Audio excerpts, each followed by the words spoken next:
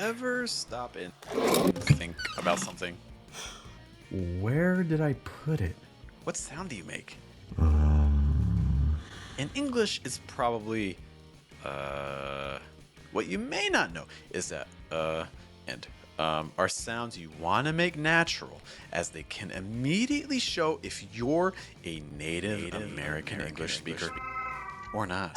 English learners are often mispronouncing, or, often doing like or which is unfortunate because and are among the Most frequently used sounds in American English, whether you use them personally or not. It's especially unfortunate because if you're mispronouncing those sounds, you're probably mispronouncing practically every other sound in American English too. Think of it like the strings of a guitar. Here it is.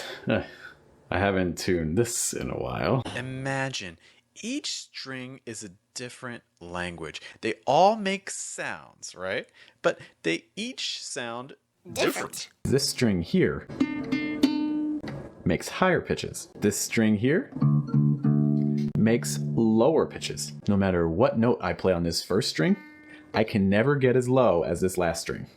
It's the same with English and your first language. If you pronounce sounds from the same place as your native language and you're trying to speak in English, you'll never quite get that natural same sound that you'll hear native American English speakers use in their own speech. For a quick comparison, listen to how different languages pronounce the oo sound found in a word like cool. Cool. Cool. Cool. Cool. I've tried playing it cool. Look, it's the same vowel for everyone, but the American English version just sounds different. The concept that causes all of these changes is called placement, which basically means where are you projecting the sound from?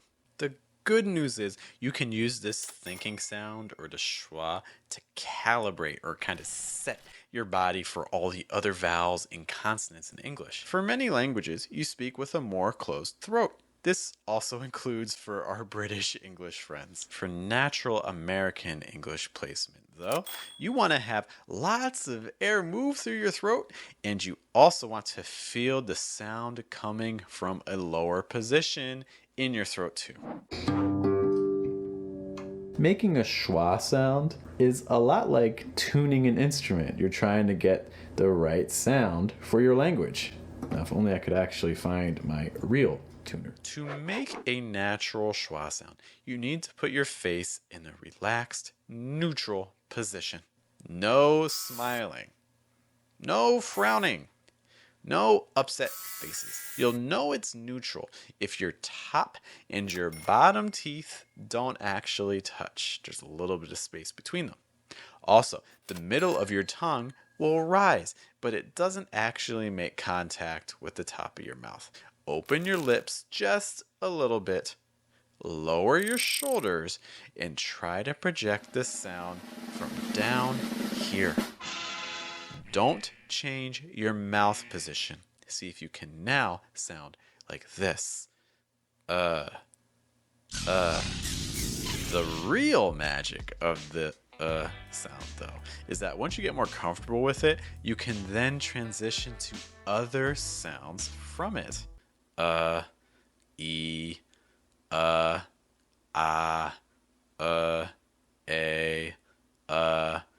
oo. Notice again, I'm projecting all of those from the same position. In fact, let's practice that again. Wait, you didn't like how that sounded? More practice wouldn't hurt. I'm going to say those same vowels. The first time with a placement that is too tense and too high, and the second time with a lower placement with more air passing through my throat. Ah, e, ah, ah, ah,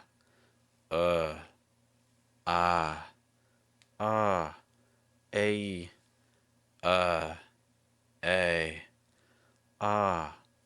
ooh, ooh. With practice, I think you can get vowels sounding pretty good on their own.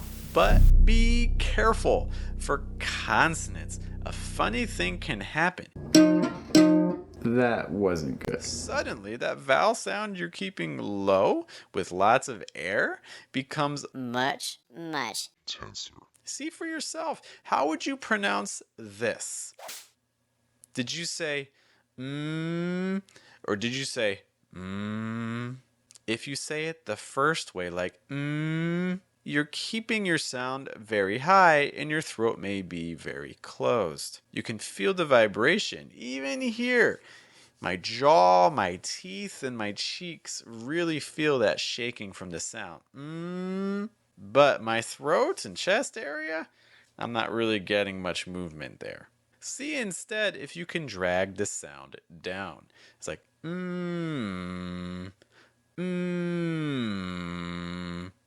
Hear the difference between where we started and where we ended up? The only vibrations I'm feeling are down here.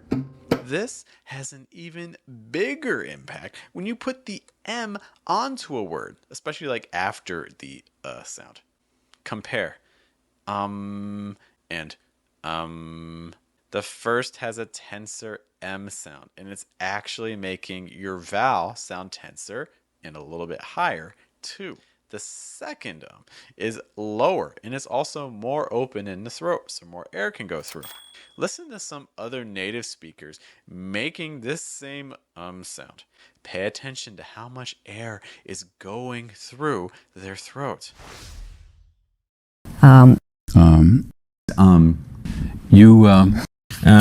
There are lots of possible consonants that can hurt your vowel sounds at the ends of words, but you especially want to watch out for letters like L, eagle, trouble, ends, fun, done. Challenge yourself. Say and with confidence in your next conversation. You can even try a practice sentence and try moving the placement around.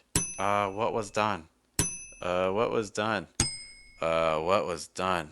Notice that all those words have schwa sounds.